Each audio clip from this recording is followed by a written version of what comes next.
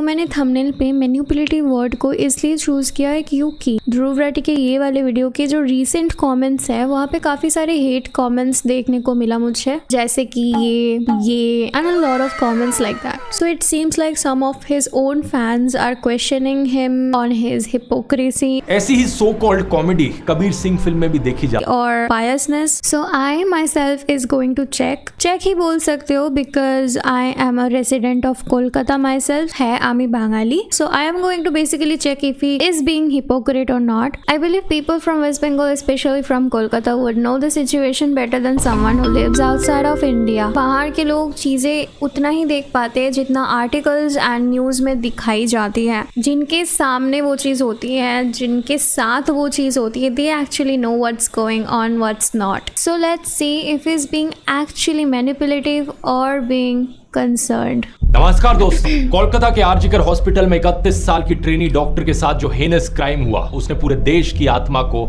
झकझोर दिया है. वेस्ट बंगाल सहित देश के कई इलाकों में प्रोटेस्ट देखने को मिले. डॉक्टर्स ने स्ट्राइक की. प्रोटेस्टर्स के ऊपर कई गुंडे बदमाशों ने हमला किया और अस्पताल में तोड़फोड़ देखने को मिली. पुलिस ने अभी तक 25 लोगों को गिरफ्तार किया है. सबसे ज्यादा सवाल यहाँ पर उठ रहे हैं ममता बनर्जी के खिलाफ, जो कि सिर्फ वेस्ट बंगाल की चीफ मिनिस्टर ही नहीं बल्कि वेस्ट बंगाल की होम मिनिस्टर और हेल्थ मिनिस्टर भी हैं. एक अजीब बात यह देखने को मिली कि इन्होंने एक प्रोटेस्ट रैली भी निकाली इस इंसिडेंट के बाद. लेकिन सवाल ये कि किसके खिलाफ, कोई समझ नहीं पाया. इस घटना का मुख्य आरोपी है. Let me clarify you guys. तो हमारे चीफ मिनिस्टर ममता बनर्जी ने 16 अगस्त को रैली निकाला था to get justice for Abhaya. And imagine, जो इतने बड़े सीट में बैठी हुई है, जिनके हाथ में हेल्थ, पुलिस, सब कुछ का पावर दे रखी है, जिनसे तुम एक्चुअली जस्टिस मांग रहे हो, वो खुद आके रास्ते में बोल रही है we want justice. Like it just became an act of a clown, nothing else. का मुख्य आरोपी है संजय रॉय, जो कि वेस्ट बंगाल पुलिस में एक सिविक वॉलंटियर था. पास्ट में इसकी 3 शादी टूट चुकी थी डोमेस्टिक वायलेंस के चलते. पहला सवाल ये कि किस तरीके के आदमी को रिक्रूट किया गया यहाँ पर सिविक वॉलंटियर बनने के लिए.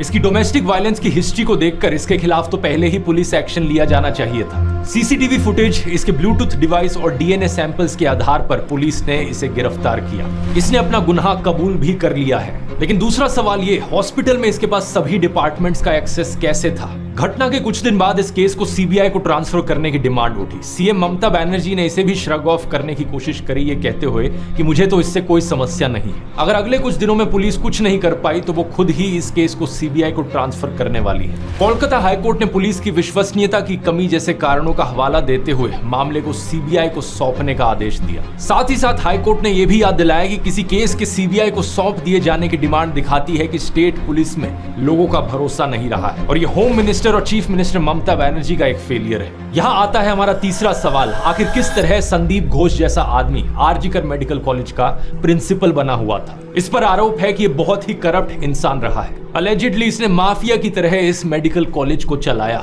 लेकिन बार बार ये जो संदीप घोष है, ये बंदा कह रहा है कि इतने रात को नहीं जाना चाहिए था उस लड़की को. मतलब तुम देख रहे हो, मतलब आदि जुग को उसको अभी दोबारा से लिया जाने की कोशिश कर रहे हैं ताकि लड़की लोग जो है वो फिर से घर पे बैठे रहे. ऐसे मेंटालिटी वाले लोग प्रिंसिपल के सीट में बैठे हैं. सोचो जस्ट तुम. जाता था. अंदेशा है कि इनके टीएमसी के करीबी होने की वजह से था. इस केस में भी इन पर संगीन आरोप लगे कि कैसे इन्होंने मामले को दबाने की कोशिश करी. वो एक कॉलेज का प्रिंसिपल है. इतना बड़ा एक चेयर में बैठने के बाद, इतनी सारी चीजों की ऑथोरिटी होने के बाद, how he fails to secure someone in his own hospital. एक डॉक्टर के लिए उसका घर क्या होता है? उसका हॉस्पिटल. लेकिन उस डॉक्टर के घर पे ही आके उसको कोई मार के चला जा रहा है and you are not taking responsibility of any of it. ये जो आदमी है, पहले तो ये रिजाइन नहीं करना चाहते थे, फिर प्रेशर में आके इन्होंने रिजाइन किया. बट 8 घंटे के अंदर अंदर इनको और भी अच्छे कॉलेज में प्रिंसिपल का सीट दिया गया. आपके कॉलेज में ऐसे क्राइम होने के बावजूद भी आप उसका रिस्पॉन्सिबिलिटी ना लेके आप वहाँ से भाग के किसी और जगह के प्रिंसिपल बन गए. आपकी जिंदगी मस्त एकदम चल रही है. This is absolutely wrong. कि actually should have taken responsibility of it rather than running away to another college. आत्महत्या दिखाने की कोशिश करी. विक्टिम के पेरेंट्स को कई घंटों तक विक्टिम की बॉडी नहीं दिखाई गई। एफआईआर लिखने में भी देरी हुई और इन्हें जब वहां से हटाया गया उसके बाद भी इन्हें कैलकाटा नेशनल कॉलेज का प्रिंसिपल बना दिया गया। मतलब जो आदमी किसी एक जगह पर होने के लायक नहीं है तो उसे दूसरी जगह ट्रांसफर करने का क्या सेंस बनता है। कैलकाटा हाईकोर्ट ने इसी नॉनसेंस को पॉइंट आउट करते हुए संदीप घोष को एक्सटेंडेड लीव ऑफ एब्सेंस पर भेज दिया। संदीप पर लगे हुए करप्शन चार्जेस की जांच करने के लिए वेस्ट बंगाल सरकार ने एक एसआईटी बनाई है जिसे 1 महीने में अपनी रिपोर्ट सबमिट करने को कहा गया है। सीबीआई इस पर्टिकुलर केस में उन्हें अब तक 4 बार इंटरोगेट कर चुकी है। देश भर में जब लोगों ने इस केस पर आवाज उठाई तो वर्क प्लेसेस में औरतों की सेफ्टी के लिए वेस्ट बंगाल सरकार ने कुछ इनिशिएटिव्स अनाउंस किए। सुप्रीम कोर्ट ने मामले की सुओ मोटो कॉग्निसेंस ली, कुछ स्ट्रॉन्ग स्टेटमेंट्स दी, जैसे कि संविधान में दी गई इक्वालिटी क्या ही है अगर औरतें अपने वर्क प्लेस में भी सेफ ना हो और उन्हें बेसिक इक्वालिटी डिनाई की जाए। ग्राउंड लेवल चेंजेस आने के लिए देश अब एक और रेप होने। मेन इक्वालिटी क्या है पता है कि लड़के अगर इस जगह पे काम कर पा रहे तो हम लड़कियां जो है हम भी इस फील्ड में काम कर सकते हैं। This is why this feminism term was made and it's not like कि लड़के कपड़े उतार के रास्ते में चल रहे हैं तो हम लड़कियां भी चलेंगे। बट इसको आज के दिन में कुछ स्यूडो फेमिनिस्ट ने इतना गंदा बना रखा है कि आज तुम मुंह खोल के अगर तुम फेमिनिस्ट बोलोगे ना खुद को तो तुम पे लोग पूरा एकदम उतर के आएंगे कि भाई तूने बोल कैसे दिया कि तू फेमिनिस्ट है। का इंतजार नहीं कर सकता। कुछ दिन पहले दोस्तों मैंने इस केस के ऊपर एक पोस्ट लिखी थी और आपसे कहा था उम्मीद है आप लोगों का इंटरेस्ट लूज ना हो जाए इस इशू में। जब तक मेरा ये वीडियो रिलीज होगा शायद आउटरीच खत्म हो चुकी होगी, शायद प्रोटेस्ट रुक चुके होंगे, लेकिन क्या देश में हो रहे हर रोज के करीब 80 रेप, जब तक मेरा ये वीडियो रिलीज होगा शायद आउटरीच खत्म हो चुकी होगी, शायद प्रोटेस्ट रुक चुके होंगे, लेकिन क्या देश में हो रहे हर रोज के करीब 80 रेप केसेस रुक गए होंगे? बिल्कुल भी नहीं। कोलकाता की खबर के बाद आई उत्तराखंड से ये खबर, एक नर्स के साथ भी ऐसा ही हादसा हुआ। इस केस में बस ड्राइवर और बस कंडक्टर शामिल थे। बेंगलुरु में 21 साल की कॉलेज स्टूडेंट पार्टी से घर जा रही थी और उसके साथ भी ये देखने को मिला। महाराष्ट्र के बदलापुर इलाके में एक स्कूल के क्लीनिंग स्टाफ द्वारा 3 और 4 साल की 2 छोटी लड़कियों का सेक्सुअल अब्यूज किए जाने की खबर आई। सैकड़ों एजिटेटेड पेरेंट्स ने रेलवे स्टेशन पर ब्लॉकेड किया। इन सारी खबरों को देखकर आपको लगे कि पिछले 8-10 दिनों में कुछ ज्यादा ही रेप्स होने लगे हैं पूरे देश भर में, लेकिन ये बात सच नहीं। रेप्स हर रोज हो रहे हैं लेकिन रिपोर्टिंग हर रोज नहीं हो रही। आउटरीच और प्रोटेस्ट हर रोज नहीं हो रहे। देश में लार्ज स्केल प्रोटेस्ट सबसे पहले शायद 2012 में हुए थे निर्भया केस के बाद, फिर 2019 में जब Hyderabad. By the way some people are saying कि भाई वो डॉक्टर थी ऐसे उसके लिए सिंपैथाइज करो। ऐसा नहीं है भाई, सिर्फ डॉक्टर थी इसलिए नहीं। You have to clear your mind कि वो एक लड़की थी। औरतों के साथ ऐसे हो रही है, 80 साल के 14 साल के बच्चों के साथ ऐसे हो रही है। It's not about a doctor, it's about women, it's about safety of women. बाद में 26 साल की एक वेटनरी डॉक्टर का रेप और मर्डर हुआ। फिर 2020 में लोगों ने आउटरीच की हाथरस केस को लेकर, जहां 19 साल की दलित लड़की के साथ यही हुआ, और अब 2024 में कोलकाता में ये केस हुआ। पिछले 12 सालों में 4 बार आउटरीच और प्रोटेस्ट। शायद मैं कुछ 2-3 केसेस भूल रहा हूंगा, लेकिन मोटे मोटे तौर पर 7-8 बार से ज्यादा आउटरीच और प्रोटेस्ट हमें देखने को नहीं मिला है। और ऐसा नहीं है कि आउटरीच करने में कुछ गलत हो, कुछ भी ऐसा सुनकर आउटरीच महसूस करना एक नेचुरल इमोशन है। प्रोटेस्ट करना भी हमारे जिंदा होने की निशानी है, लेकिन हालातों में कुछ तो सुधार होना चाहिए। 2012 से लेकर हम अब तक देखें तो हो इसका उल्टा ही रहा। 2012 के आसपास एक साल में 25,000 ऐसे केस रिपोर्ट होते थे, जबकि एनसीआरबी के लेटेस्ट फिगर्स के अनुसार 2022 में 31,000 ऐसे केस रिपोर्ट हुए, यानी कि हर दिन के 85 रेप केसेस। अगर हम बढ़ती हुई पॉपुलेशन के साथ साथ प्रपोर्शन भी देखें तो उसमें भी हमें उछाल देखने को मिलता है। तब से लेकर अब तक देश की पॉपुलेशन बढ़ी है करीब 1.14 टाइम्स, लेकिन रेप केसेस बढ़े हैं करीबन 1.25 टाइम्स। इसका मतलब साफ है, सिचुएशन बदतर होती जा रही है। जो रेप के रूट कॉजेज हैं वो ना केवल बने हुए हैं बल्कि बढ़ते जा रहे हैं। इस वजह से मुझे एब्सर्डिटी महसूस होती है। एक हफ्ते प्रोटेस्ट हो ये ठीक है, लेकिन साल के बाकी दिनों ऐसा बिहेव करना जैसे कि सब चंगा सी, ये एब्सर्ड है। क्या होना चाहिए सिचुएशन में सुधार के लिए? क्या आप लोग इस अनकंफर्टेबल डिस्कशन के लिए तैयार हैं? ये डिस्कशन इसलिए अनकंफर्टेबल होगा क्योंकि शायद आप देखेंगे कि आप में से बहुत से लोग किसी ना किसी तरह इनडायरेक्टली इस प्रॉब्लम का हिस्सा है। क्या आप इसे एक्नॉलेज करेंगे? मुझे नहीं पता, क्योंकि वीरदास ने बस इतना ही कहा था कि हम 2 इंडिया में जी रहे हैं। एक तरफ हमारे देश में औरतों की पूजा करी जाती है और दूसरी तरफ उनके साथ ऐसे हेनस क्राइम्स होते हैं। बात गलत तो नहीं थी, लेकिन लोगों को बुरा लग गया। इसी तरह निर्भया केस के बाद लेस्ली एडविन की एक डॉक्यूमेंट्री आई थी, इंडियाज डॉटर। ये इतनी पावरफुल और थॉट प्रोवोकिंग डॉक्यूमेंट्री थी कि देश के हर एक स्कूल में इसे 10th क्लास के बच्चों को दिखाया जाना चाहिए था, लेकिन हमारे देश में लोग अनकंफर्टेबल हुए और इस डॉक्यूमेंट्री पर बैन लगा दिया गया। कहा गया कि इससे इंडिया की इंटरनेशनल इमेज खराब हो रही है। आज की डिस्कशन के बाद भी आपको इसी तरीके से अनकंफर्टेबल लग सकता है। इंटरनेशनल इमेज तो वैसे ही खराब हो रही है। ये जो सारी चीजें हो रही है ना, ये तुमको एयर करने के लिए एग्जैक्टली तुमको न्यूज चैनल्स की नीड नहीं है। तुमको ऐसे ही इंस्टाग्राम, फेसबुक और भी जो भी ट्विटर वगैरह सब कुछ से तुमको ऐसे ही पता चलता है। बाहर के लोगों को ऐसे ही पता चलता है। ऑलरेडी कितने सारे चैनल्स ने बना दिया इस बारे में कि इंडिया में ये चीज हुई है, ये केस हुई है। तुम सोचो एक देश के इमेज के लिए कितना घटिया चीज है। और तुमको पता है ना कि अगर एक देश के इमेज इतना डाउन हो जाए तो उसके ऊपर कोई भी बाहर के बड़ी कंपनी इन्वेस्ट करना पसंद नहीं करते, तो देश कैसे डेवलप करेगी, कैसे ऊपर जाएगी, तुम बताओ। लेकिन अगर आप जेन्युइनली कंसर्न्ड हो इस मुद्दे को लेकर तो वीडियो को आखिर तक देखना और जो स्टेप्स हम डिस्कस करेंगे सोल्यूशन के लिए, उस सोल्यूशन का हिस्सा भी बनना। आई जस्ट वांट टू सी कि जो सोल्यूशंस है वो मेरे से मिलती है कि नहीं, जो कि मैंने अपने लास्ट वीडियो में लास्ट में बोला है। Let's see. इस वीडियो की शुरुआत करते हैं एक बड़े सिंपल से सवाल से। क्या रेप गलत है?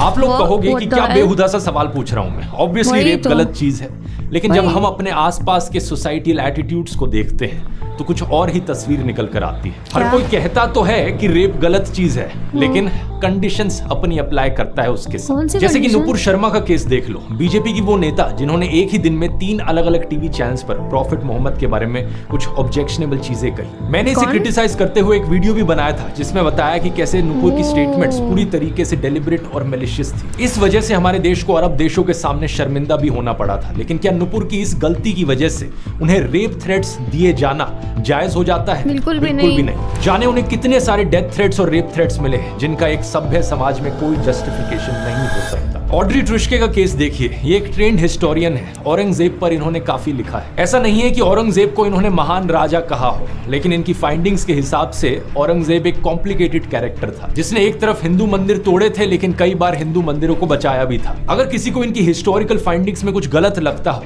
तो इनके साथ आर्ग्यू कर सकता है, इनके खिलाफ एविडेंस दे सकता है। लेकिन नहीं, लोग क्या देते हैं?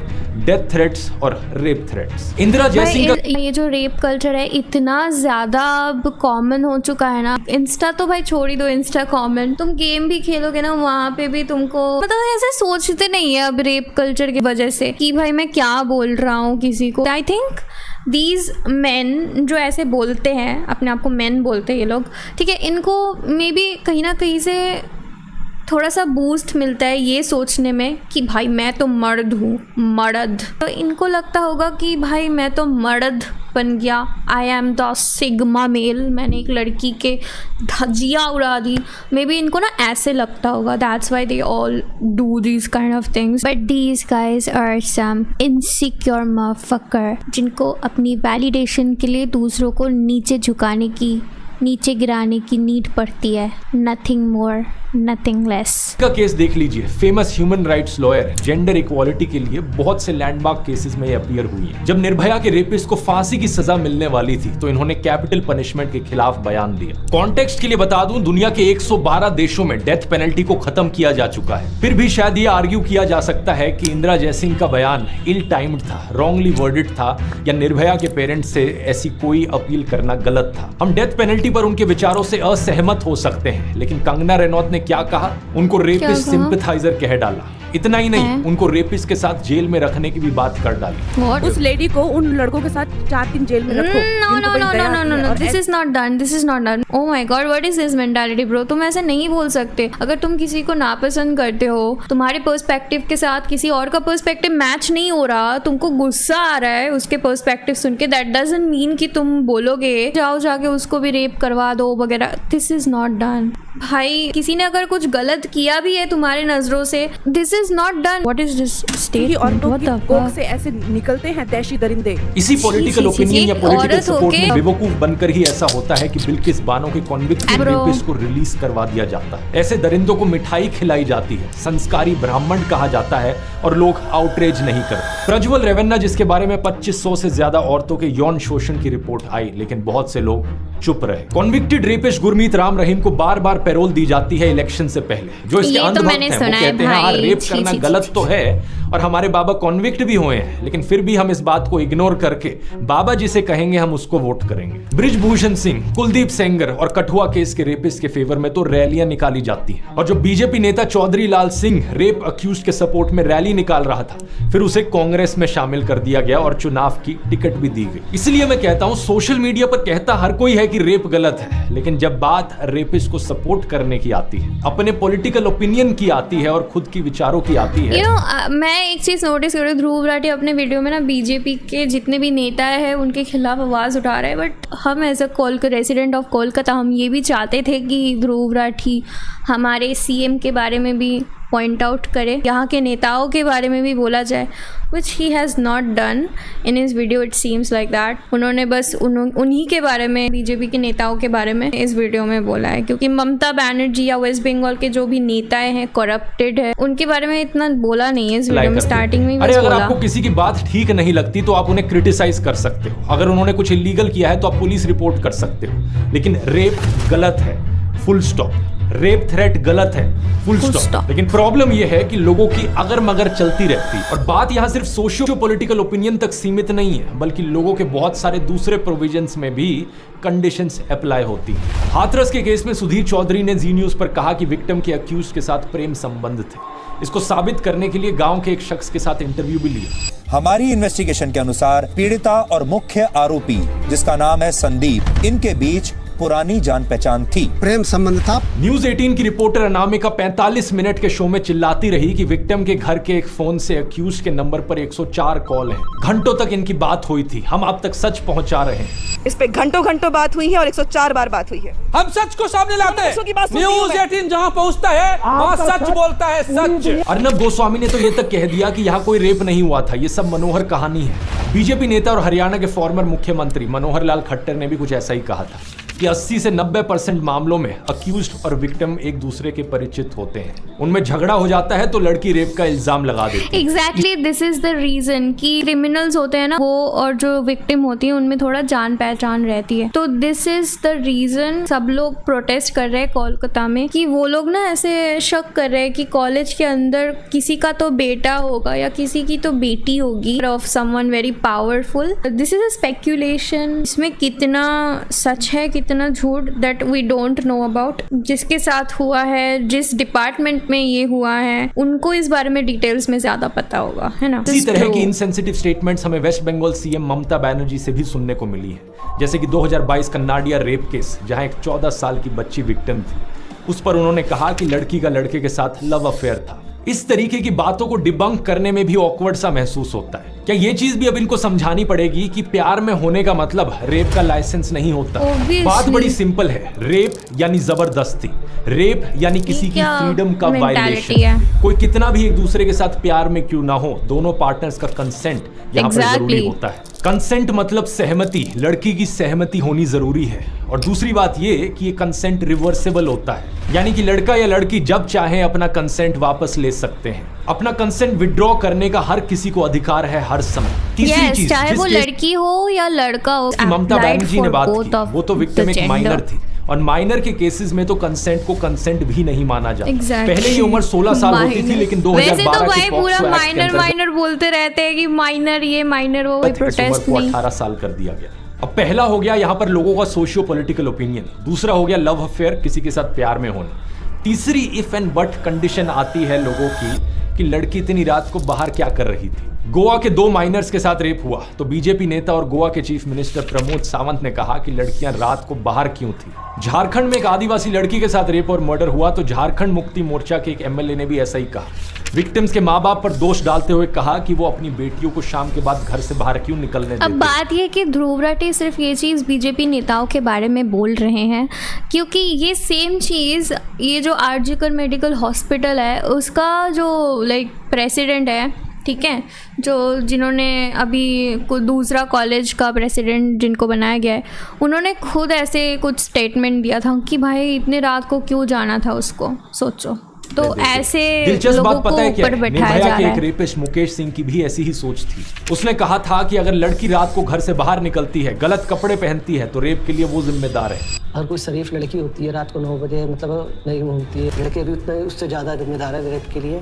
कितने लड़के हैं उससे ज्यादा। एक बार फिर से ये बहानेबाजी बिल्कुल नॉनसेंस है। लड़कियों के रात में बाहर होने से रेप नहीं होते, रेपिस्ट के रात में बाहर होने से रेप होते हैं। अगर किसी को लगता है कि उनके लड़के ऐसे पोटेंशियल रेपिस्ट हैं तो वो अपने लड़कों को रात में घर के अंदर बंद करके रखें। दूसरी बात कि साल दर साल एनसीआरबी की रिपोर्ट में देखा गया है कि 90% से ज्यादा केसेस में अक्यूज्ड विक्टिम की जान पहचान का होता है। 2015 की रिपोर्ट में 95% अक्यूज्ड परिचित थे, 2017 में 93% और 2021 में 96.8%। इसमें पड़ोस के लोग, दोस्त, कोवर्कर्स, इमीडिएट फैमिली मेंबर्स और रिलेटिव्स शामिल होते हैं। नवंबर 2020 में दिल्ली पुलिस ने एक पार्लियामेंट्री पैनल को एक रिपोर्ट सौंपी और उसमें भी कुछ सिमिलर ही देखा गया। दिल्ली में हुए केसेस में भी 98% केसेस ऐसे थे जहां अक्यूज्ड जान पहचान का आदमी था। 57% केसेस में फैमिली मेंबर, रिलेटिव या फैमिली फ्रेंड ही था। ये चीज दूसरे देशों में भी देखने को मिलती है। अमेरिका में भी पाया गया है कि 80% केसेस में अक्यूज्ड कोई जान पहचान का ही होता है। तो ज्यादातर केसेस में जब जान पहचान के लोग ही ये काम कर रहे हैं तो रात को घर से बाहर निकलने वाली बात आ ही कैसे जाती है। चौथी कंडीशन आती है लूज कैरेक्टर की। कहा जाता है कि सेक्सुअल हैरेसमेंट गलत तो है लेकिन ये लड़की का लूज कैरेक्टर था। कर पीना, किसी के साथ भी चले जाना, ये ऐसी लड़कियां करती हैं, अच्छे घराने की लड़कियां नहीं।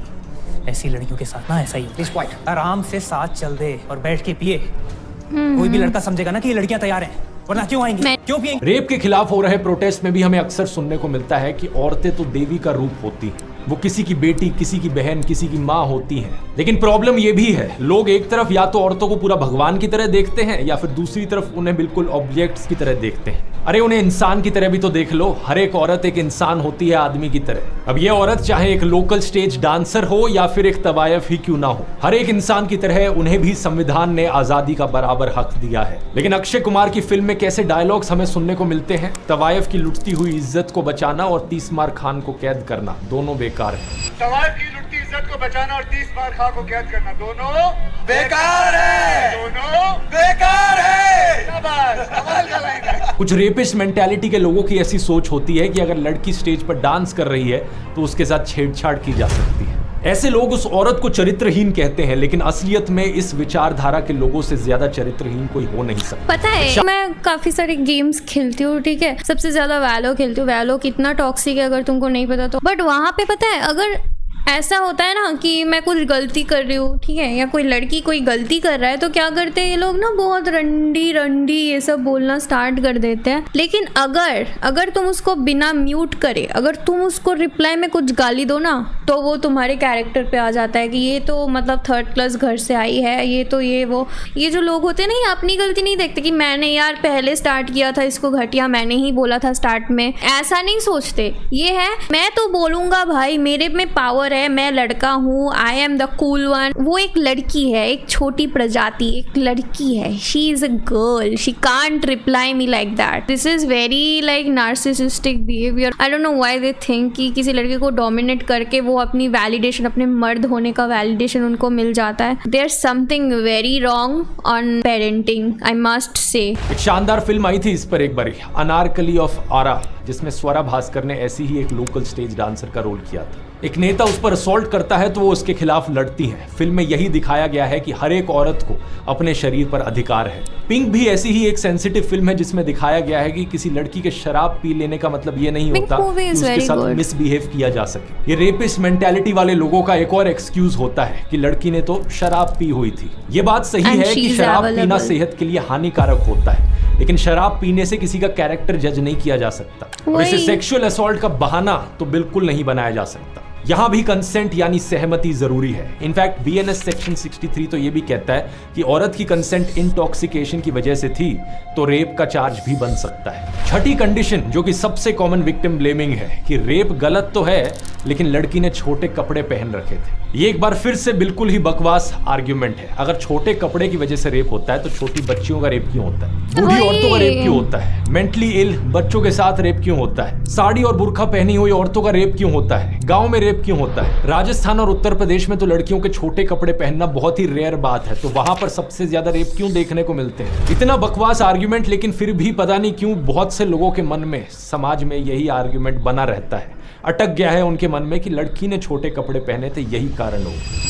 All the ladies wear the shorted dress or naked direct. If you are the parents, please control the girls. Bombay high court में तक एक आदमी ने एक बार कहा था कि छोटे कपड़ों की वजह से रेप होता है। कोडी कोर्ट, सेशन कोर्ट्स में तो एक जज ने कह दिया था कि फोटो में कंप्लेन करने वाली ने भड़काऊ कपड़े पहने हुए थे, इसलिए अक्यूज्ड के खिलाफ प्राइमा फेसी सेक्सुअल हैरेसमेंट का सेक्शन नहीं लगेगा। बीजेपी नेता सीसी पाटिल ने भी ऐसा ही कुछ बयान दिया था, जो बाद में असेंबली में पॉर्न देखते हुए पकड़े गए थे। बीजेपी एमएलए रेणुकाचार्य और राजकोट में बीजेपी मेयर रक्षा बोरिया भी ऐसे बयान दे चुके हैं। एक एनजीओ अक्षरा सेंटर ने 8 शहरों में सर्वे किया, करीबन 3000 आदमी और 3000 औरतों का सर्वे किया जो 15 से 29 साल की उम्र के बीच के थे। इनमें से 54.8% लड़कों ने कहा कि रिवीलिंग कपड़े पहनने की वजह से रेप या सेक्सुअल हैरेसमेंट होती है। और कमाल की बात तो देखिए, 39 दिमाग में जो ऐसे जो लड़के हैं, ठीक है, इनके दिमाग में क्या पॉर्न वगैरह के अलावा और कुछ चलता नहीं है क्या? बाहर भी एक दुनिया है भाई, वहाँ पे भी जी लो। 2% फीमेल्स का भी यही मानना था, यानी औरतें खुद। Because of these main, these kind of environment, India इतना पीछे जा रहा है। चंद्रयान वगैरह करके कहाँ नाम कमाया था पूरे वर्ल्ड में, वहाँ पे ऐसी चीजों की वजह से फिर से डाउनग्रेड हो रहा है इंडिया का नाम। सोचो, इस गलत सोच का शिकार है। इस सोच के पीछे जिम्मेदार है एक बड़ा पॉपुलर परसेप्शन, जो लोगों का मानना है कि रेप का कारण होता है सेक्सुअल अर्ज। कुछ दिन पहले ही एक फिल्म आई थी महाराजा। फिल्म अच्छी थी, लेकिन उसमें भी रेप का यही इनकरेक्ट रिप्रेजेंटेशन दिखा रखा था। बहुत सी पुरानी हिंदी फिल्मों में जहां रेप को एक शैलो प्लॉट डिवाइस की तरह इस्तेमाल किया जाता है, जहां प्रेम चोपड़ा, शक्ति कपूर और रंजीत ने रेपिस्ट के किरदार निभाए हैं, वहां भी रेपिस्ट को इसी तरीके से पोर्ट्रे किया गया। जानी दुश्मन की इस पुरानी फिल्म ने तो सारी हदें पार कर दी थी। अक्षय कुमार का कैरेक्टर इस फिल्म में लड़की को अपने मोलेस्टर्स को माफ करने को कहता है, ये कहकर कि तुम्हारी जैसी खूबसूरत लड़की को देखकर तो मरे हुए आदमी का भी दिल धड़क उठे। तुम्हारी जैसी खूबसूरत लड़की को देखकर मरे हुए आदमी का भी दिल धड़क उठे, फिर तो ये जीते जागते नौजवान है, इनका क्या हाल होगा? लेकिन सच बात क्या है दोस्तों कि सेक्सुअल अर्ज का रेप से कोई कनेक्शन नहीं है, इसलिए इसे जवानी का जोश कहकर जस्टिफाई करना बंद कर दो। ऐसा नहीं है कि जो लोग रेप नहीं करते उनमें अर्ज नहीं होती, और रेपिस्ट में इतनी अर्ज होती है कि वो अनकंट्रोलेबल हो जाती है। ये बिल्कुल बकवास बात है। बहुत बार रेपिस्ट के पास कोई कंसेंटिंग पार्टनर भी होता है, वो शादीशुदा होते हैं। पॉल गेबार्ड की इस रिसर्च में और कई सारे सर्वेज में यही चीज बार बार बताई गई है। असलियत में रेप के पीछे 3 कारण होते हैं, और रेपिस्ट को 3 कैटेगरीज में डिवाइड किया जाता है। पहले है पावर रेपिस्ट, जो सेल्फ वर्थ इश्यूज से पीड़ित होते हैं। इस एक्ट के थ्रू वो एक पावर फील करना चाहते हैं। दूसरे एंगर रेपिस्ट, जिनमें गुस्सा होता है। ये लोग बहुत अब्यूजिव होते हैं और गालियां देते हैं, और विक्टिम अगर रेजिस्ट भी ना करे तब भी वायलेंट हो जाते हैं। इस कैटेगरी के रेपिस्ट अक्सर जान से भी मार देते हैं विक्टिम को। तीसरी टाइप है सैडिस्टिक रेपिस्ट। सैडिज्म का मतलब है दूसरों के फिजिकल और मेंटल वायलेंस में खुशी मिलना, खुद प्लेजर उठाना, दूसरों को नीचे गिरता हुआ देखकर या उनके खिलाफ अत्याचार होते हुए देखकर। ऐसे रेपिस्ट अक्सर विक्टिम्स को लंबे समय तक टॉर्चर करते रहते हैं। लेकिन एक सवाल यहाँ पर ये उठेगा कि ये कंट्रोल करने की जो इविल डिजायर है, ये गुस्सा और या सैडिज्म जो है, ये आता कहाँ से? मेरे को ऐसा क्यों लग रहा है कि ये जो चीज है, this is because of some kind of daddy issue. मेरे को ऐसा क्यों लग रहा है कि parenting is a big role behind making this kind of criminals. कहाँ से? कई बार डिस्कशंस में देखा जाता है कि अपना गुस्सा जाहिर करने के लिए लोग रेपिस्ट को मेंटली इल या दिमागी रूप से बीमार कह देते हैं। ऐसा कंपैरिजन करना गलत है, क्योंकि हम मेंटल इलनेस को स्टिग्मेटाइज कर रहे होते हैं। कुछ रेपिस्ट की मेंटल इलनेस की हिस्ट्री जरूर हो सकती है, लेकिन ऐसा नहीं है कि सभी रेपिस्ट मेंटली इल होते हैं। ये लोग सिंपली दरिंदे होते हैं, इन्हें आप शैतान, हैवान, ईवल कुछ भी कह सकते हैं। लेकिन अगला सवाल आपके मन में आएगा कि कुछ लोग ऐसे क्यों बनते हैं? इसके पीछे भी तो कुछ रूट कॉजेज होंगे ना। एक इस रिसर्च को देखिए, ये रिसर्च करी गई थी 269 ऑफेंडर्स पर, जिनमें रेपिस्ट शामिल थे। बहुत सारे कॉजेज आइडेंटिफाई किए गए। उनके बचपन में उनके साथ हुआ चाइल्ड अब्यूज, 10 साल की उम्र से पहले ही पोर्नोग्राफी का exposure, physical abuse, parental violence, emotional abuse, animals के प्रति क्रूएल्टी दिखाना, बचपन में ही वायलेंट फिल्में या फिर मीडिया का एक्सपोजर होना, पेरेंट्स से दूर हटकर रहने वाला या एंजाइटी से भरा हुआ रिलेशन। इन कॉजेज को स्टडी करना इसलिए जरूरी है ताकि समाज में और नए रेपिस्ट को बनने से रोका जा सके। अब ऐसे इंडिया की पॉपुलेशन कुत्तों की तरफ बढ़ती है, लेकिन ये कोई ध्यान ही नहीं देता कि बच्चे को एक इंसान बनाना होता है। बस ऐसा है कि भाई शादी करो, सीधा एकदम बच्चे बना लो, क्या है बच्चा बनेगा तो सब कुछ हो जाएगा। आज के दिन में भी ऐसी मेंटालिटी पालते हैं लोग। Parenting education is very much important in India. किसी व्यक्ति की ऐसी पर्सनैलिटी तो बन गई कि उसमें डोमिनेट करने का इविल डिजायर, गुस्सा या सैडिज्म भरा हो। लेकिन अमेरिका में हम जिन मास शूटिंग्स के बारे में सुनते हैं, उनमें भी एंगर एक कॉमन फैक्टर है। कुछ लोगों में ऐसा डीप सीटेड एंगर डिप्रेशन का रूप ले लेता है। तो ऐसे में सवाल आता है कि रेपिस्ट के केस में ये डोमिनेट करने की जो इविल डिजायर है, गुस्सा है या सैडिज्म है, ये रेप के थ्रू ही क्यों निकल कर आता है? इसका सही जवाब है रेप कल्चर। दुनिया भर में शब्द का इस्तेमाल होता है उस मास मीडिया, उन सोसाइटियल एटीट्यूड्स और ट्रेडिशंस को डिनोट करने के लिए जो रेप को ट्रिवियलाइज या नॉर्मलाइज करते हैं। जैसे कि कमबख्त इश्क फिल्म में करीना कपूर कहती हैं कि तुम क्या मेरा मुंह बंद कराओगे, तो अक्षय कुमार का किरदार उन्हें जबरदस्ती किस कर लेता है। ये सब कॉमेडी के नाम पर होता है। ऐसी ही so called comedy Kabir Singh film में भी देखी जाती है। एनिमल भाई सोचो, इंडिया में एनिमल जैसे मूवी इतना हिट होता है और क्या एक्सपेक्ट करते हो तुम, सोचो। नाइफ पॉइंट पर रखकर मोलेस्ट करता है। लुइस सीके, जॉर्ज कार्लिन और नॉम मैकडोनल्ड जैसे कई सारे famous stand up comedians rape के बारे में ऐसे जोक्स करते हुए देखे गए। पर इंडियन स्टैंड अप कॉमेडी में भी गालियों की भरमार है। ना केवल मेल बल्कि फीमेल स्टैंड अप कॉमेडियंस भी ऐसी माँ बहन की गालियां देती हैं जो सेक्सुअल वायलेंस को नॉर्मलाइज करती हैं। दोस्तों के साथ कैजुअल कॉन्वर्सेशंस में भी कई सारे लोग ऐसी गालियों का इस्तेमाल करते हैं जो कि आम बात बन गई है। कुछ लोग ये गुस्से में करते हैं तो कुछ लोग मजाक में करते हैं, लेकिन ये सब करने से रेप कल्चर नॉर्मलाइज होता है। इसी को ही कहते हैं रेप की नॉर्मलाइजेशन, जहां आपको रेप जोक्स पर हंसी आती है। रेप वीडियो देखने में या रेप थ्रेट्स देने में गिल्टी महसूस नहीं होता। साइकोलॉजिस्ट मधुमिता पांडे ने तिहाड़ जेल में बंद 122 कन्विक्टेड रेपिस्ट और साथ ही 65 कन्विक्टेड मर्डरर्स से बात की। उन्होंने एक साफ अंतर देखा मर्डरर्स और रेपिस्ट में। ज्यादातर मर्डरर्स को खून करने वालों को अपने किए हुए पर रिग्रेट था, अफसोस था। उन्हें यह भी एहसास था कि उनकी एक्शंस की वजह से कैसे दूसरों की जिंदगियां तबाह हो गई। लेकिन दूसरी तरफ ज्यादातर रेपिस्ट को अपने किए हुए पर कोई रिग्रेट नहीं था। इसलिए हमें समाज में ये देखने को मिलता है कि बहुत से रेप अक्यूज लोग रिपीट ऑफेंडर्स होते हैं, क्योंकि एक बार उन्होंने गलत किया तो उन्हें लगता ही नहीं कि उन्होंने कुछ गलत किया है। और सवाल यहाँ पर ये है कि उन्हें regret same as murdering someone, you know. एक बार आप किसी को मर्डर कर देते हो ना, एक बार आप कोई पाप कर देते हो ना, ऐसा लगता है कि मैंने, उसके बाद आपका जो डर होता है ना वो चला जाता है। क्यों नहीं होता?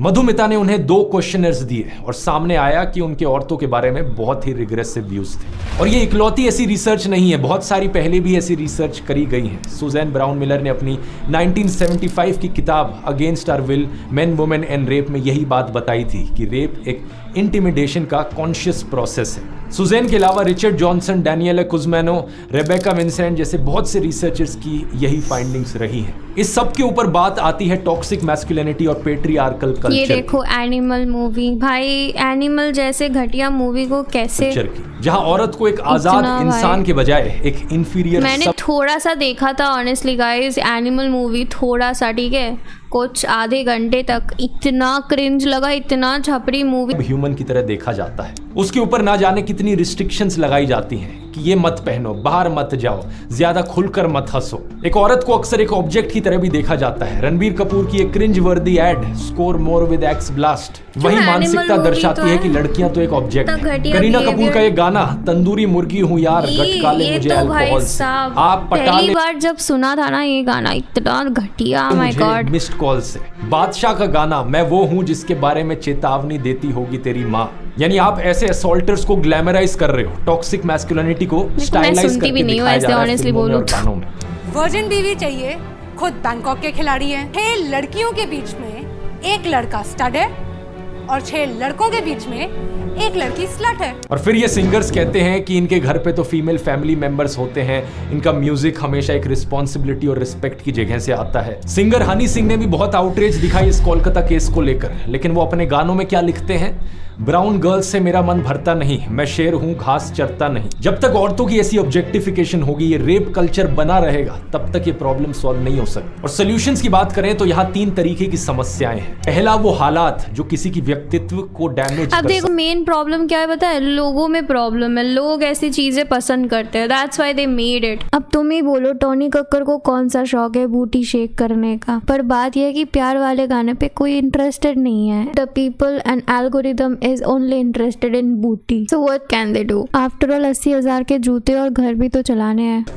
दूसरा वो सोसाइटियल एटीट्यूड जिसकी वजह से ऐसे लोग अपनी डोमिनेट करने की अर्ज, अपना गुस्सा या सेडिज्म एक औरत पर निकालते हैं। और तीसरा ये मटेरियल कंडीशंस जिनकी गड़बड़ी के चलते ऐसा हो पाता है। हमें इस प्रॉब्लम को समाज से खत्म करने के लिए इन तीनों फ्रंट्स पर काम करना होगा और हर किसी को इसमें भाग लेना होगा। पहला जो रूट कॉजेज है उन्हें हटाया जाए ताकि ये ट्विस्टेड पर्सनैलिटी प्रिवेंट की जा सके। सरकार को यहाँ पर अलग अलग डिपार्टमेंट्स में वुमेन एम्पावरमेंट को स्पीड अप करना होगा, लोगों को एजुकेट किया जाए। एजुकेशन मैंने देखा है जिस देश में पता है वुमेन एम्पावरमेंट है उस देश का काफी ज्यादा ग्रोथ होता है। अगर तुम नोटिस करो यूएस को देख लो या किसी भी ऐसे देश को देख लो, जापान को देख लो, लेकिन जिस देश में लड़कियों को दबाया जाता है, ठीक है, वहाँ पे बाहर के कंपनीज इन्वेस्ट करने का सोचते भी नहीं है। वो लोग सोचते कि भाई यहाँ पे इन्वेस्ट क्यों करें हम। जो कंपनीज है वो आना नहीं चाहते, डेवलपमेंट होती है नहीं, पॉलिटिक्स में पूरा जूझ रहे हैं या पूरे देश, ये प्रॉब्लम होती है। तो women empowerment is very important to develop our country, I think so. को नंबर 1 प्रायोरिटी बनाया जाए, लोगों के रोजगार की स्थिति में सुधार आए। स्कूलों में सेक्स एजुकेशन दी जानी चाहिए, बच्चों को गुड टच बैड टच के बारे में बताया जाना चाहिए। सभी सरकारों को कानूनी प्रक्रिया में सुधार करने की जरूरत है। दूसरा, सोसाइटल एटीट्यूड्स की बात करें तो ये काम सिर्फ सरकार का नहीं है बल्कि हम सब लोगों का है। पहली बात, हमें समाज से माँ बहन की गालियां खत्म करनी होंगी। आज से संकल्प लें दोस्तों कि इन गालियों का आप आज के बाद से कभी इस्तेमाल नहीं करोगे, ना डेली लाइफ में ना सोशल मीडिया पर। चाहे कोई भी इंसान से आप कितना ही क्यों ना डिसएग्री करते हो, आप किसी इंसान से कितनी ही नफरत क्यों ना करते हो, रेप थ्रेट्स नहीं दिए जाने चाहिए, रेप जोक्स पर हंसना नहीं चाहिए। गाली देना फिर भी समझ में आता है कि मजाक मस्ती में एक लिमिट तक ठीक है, ऐसे रेप थ्रेट वाली गालियां क्यों यूज करना। वो जो बाउंड्री है गाली देने का वो थोड़ा सा कंजेस्टेड होना चाहिए, थोड़ा सा लिमिट में रहना चाहिए लोगों को। और बाकी रहे रेप थ्रेट्स की, वो तो नहीं देनी चाहिए यार, ऑफ कोर्स। और इसके बाद समाज में हमें जहां भी सेक्सिस्ट एटीट्यूड देखने को मिले, चाहे वो कोई एड हो, कोई फिल्म हो, कोई गाना हो, कोई यूट्यूब वीडियो हो, किसी का कॉमेंट हो, किसी का स्टैंड अप एक्ट हो, उसे कॉल आउट किया जाना चाहिए, उसके खिलाफ आवाज उठाई जानी चाहिए। लॉ एंड ऑर्डर को मजबूत बनाने के लिए हमें पुलिस में सारी वैकेंसीज फिल करने की जरूरत है। पुलिस को और इंडिपेंडेंट बनाने की जरूरत है स्टेट गवर्नमेंट से, ताकि किसी भी ऐसे मामले में पॉलिटिक्स कभी पुलिस का तो हाथ बांध दिया है भाई हमारे वेस्ट बंगाल में। उम्मीद है आपने इस वीडियो से कुछ नया सीखा होगा। इस वीडियो को अपने फ्रेंड्स और फैमिलीज के साथ शेयर कीजिए ताकि सभी लोगों में इस चीज को लेकर अवेयरनेस बढ़ाई जा सके, ताकि सभी लोग साथ में मिलकर इन सॉल्यूशंस पर काम कर सकें। That's all for this video. Yes. Okay, so what I think is education among children and parents is very important. Economical condition जो ध्रुव राठी ने बोला है वो भी बेहतर बनाना बहुत important है, क्योंकि बच्चों को अपने पेरेंट्स के अटेंशन की बहुत नीड होती है, ठीक है। उस एज में अगर अपने पेरेंटिंग का सपोर्ट नहीं मिला या अटेंशन नहीं मिला प्रॉपर, बिकॉज उसके मम्मी मजदूरी करती होगी या पापा मजदूरी करते होंगे, ठीक है, तो टाइम नहीं मिल पाता होगा। तो ये जो फिनेंशियल प्रॉब्लम की वजह से मम्मी पापा को बिजी होना पड़ता है, इसके वजह से भी डिप्रेशन होती है, अपने आप को अलग सोचते हैं बच्चे, तभी से ऐसी मेंटालिटी थोड़ा सा इनसिक्योर होने स्टार्ट हो जाते हैं। इसलिए